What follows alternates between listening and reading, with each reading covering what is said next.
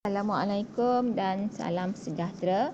Okey, kita teruskan kelas kita dan kita akan masuk kepada bab 6 iaitu cabaran selepas pembentukan Malaysia. Okey, sebelum kita masuk kepada subtopik, kita lihat dulu apakah intipati pembelajaran yang terkandung dalam bab 6. Okey, ada 5 subtopik keseluruhannya.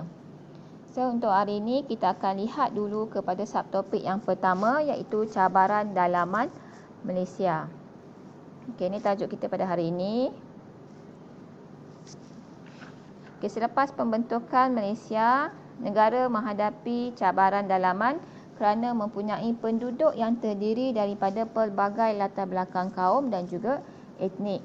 Dan dalam masa yang sama, negara perlu mewujudkan keseimbangan pembangunan dan sosioekonomi. Cabaran utama yang dihadapi oleh Malaysia adalah pembangunan dan ekonomi terutama di Sarawak dan Sabah.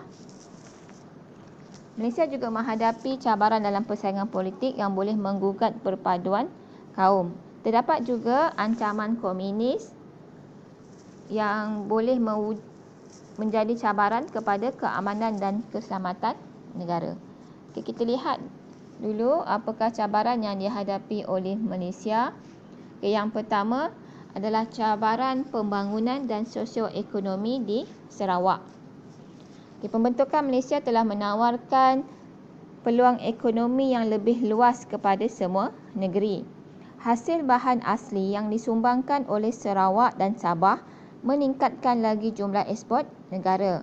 Pengeluaran ekonomi negara juga bertambah daripada getah dan biji timah kepada lada hitam, petroleum, minyak kelapa sawit, kayu balak dan koko. Walau bagaimanapun, negara menghadapi cabaran bagi menyeimbangkan pembangunan dan sosioekonomi di kedua-dua negeri ini. Okey, bagi mengatasi masalah ini, kerajaan telah mempelbagaikan kegiatan ekonomi di Sarawak dan juga Sabah. Okey, ini kerana di Sarawak dan Sabah mereka mempunyai kekayaan hasil bumi yang banyak, tetapi penduduk di sana masih lagi mengamalkan pertanian sara diri. Okey, bagi melibatkan rakyat dengan aktiviti ekonomi komersial, maka kerajaan telah menyusun bidang pekerjaan. Okey, kerajaan telah mempelbagaikan pertanian komersial seperti kelapa sawit, getah dan koko. Kerajaan juga membuka peluang kepada penduduk untuk menyertai kegiatan ekonomi yang berkaitan dengan petroleum. Okay, seterusnya, memajukan sistem perhubungan dan pengangkutan. Okay, disebabkan saiz negeri yang besar bagi Sarawak dan Sabah, kemudian pengangkutan yang digunakan adalah masih lagi bergantung kepada sistem pengangkutan air. Oleh itu, kerajaan telah menjadi tugas kerajaan untuk membina sistem perhubungan dan juga pengangkutan, terutama di kawasan pedalaman. Dan usaha untuk menyeimbangkan pembangunan ini telah dilakukan melalui rancangan pembangunan 5 tahun Malaysia.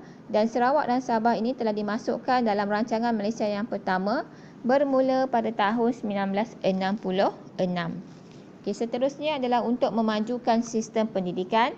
Hal ini kerana sekolah yang wujud pada zaman British adalah sekolah vernacular Inggeris dan juga Cina.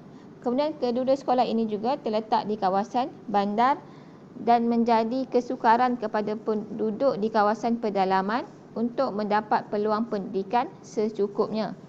Oleh itu, bagi mengatasi masalah ini, usaha ditumpukan untuk membina sekolah dan melatih tenaga guru bagi memberi pendidikan kepada penduduk, terutamanya bagi kaum Bumi Putera.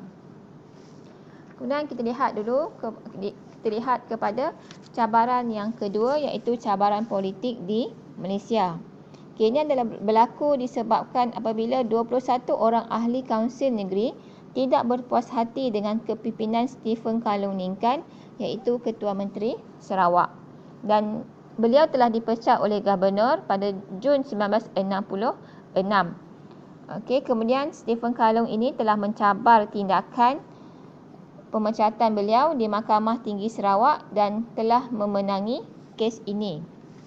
Okay, walaupun dia telah memenangi kes tersebut, dia masih lagi tidak mendapat dia masih lagi mendapat undi tidak percaya daripada Kaunsil Negeri. Okey, keadaan ini telah menyebabkan berlaku ketidakstabilan di Sarawak dan mengancam keselamatan dan keamanan. Dan pada September 1966, darurat telah diisytiharkan di Sarawak. Dan Stephen Kalonikan telah digantikan oleh Tawi Sli. Okey, cabaran yang ketiga ialah cabaran perpaduan kaum. Okey, cabaran yang dihadapi oleh Malaysia adalah untuk mewujudkan perpaduan kaum dan integrasi nasional. Okey, ini kerana penduduk yang terdiri daripada pelbagai kaum termasuklah Melayu, Cina, India, Melanau, Iban, Bidayuh, Kadazan, Dusun, Murut dan juga Bajau. Kepelbagaian ini menjadi agenda bagi pengurusan masyarakat dan pemerintahan negara. Okey, selain itu, jarak di antara Sabah dan Sarawak dengan semenanjung Malaysia yang jauh menjadi cabaran kepada integrasi nasional serta sukar memupuk semangat satu negara. Okay, sebagai kesimpulannya, negara kita menghadapi pelbagai cabaran dalam usaha mewujudkan keseimbangan pembangunan dan juga ekonomi. Sebagai rakyat Malaysia, perpaduan yang sedia terjalin antara kaum dan integrasi nasional di negara ini perlu diperkukuh dan dipertahankan bagi mewujudkan suasana negara yang lebih aman. Okey, itu saja untuk subtopik 6.1. Kita akan berjumpa lagi untuk subtopik yang seterusnya. Sekian, terima kasih daripada saya.